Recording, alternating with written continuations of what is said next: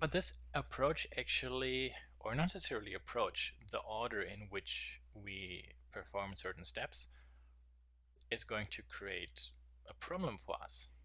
Because if we go now to surface and turn on symmetry, what we see is that the surface with the opening for the window also has the opening in the mirror part, the clone part.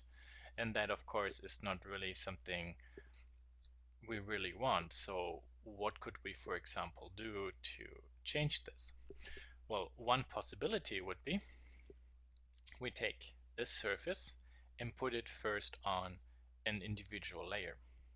So we go to new, let's say front surface, and maybe so that things make more sense, we call this one maybe side surfaces. And then the surface selected, we go and assign to there. And you see then the symmetry immediately stops because the symmetry function is based on the layer.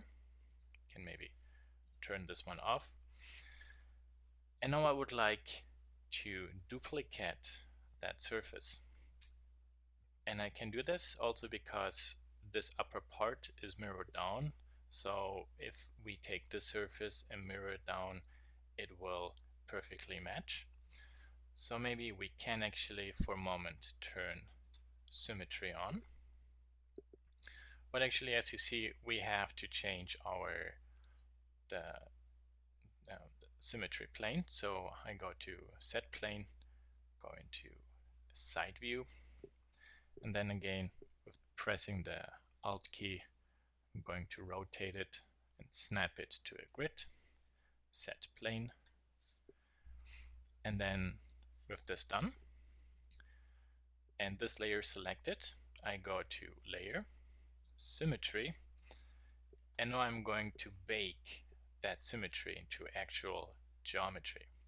Click bake. So now I have really like a tangible surface that's a duplicate of the upper surface, just mirror down. And then I can go to surface edit, untrim, and unfortunately there I have to untrim the task I did.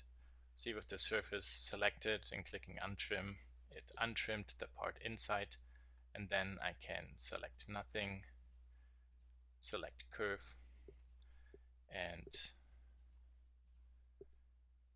select, for example, those curve projections I have on the surface, because I don't need those, and simply delete them. Okay. So I am in this case actually breaking my construction history just a little bit, but this is just only filling this rectangular face, and that's not really a big deal because I could still, for example, change the fillet, the radius of this surface.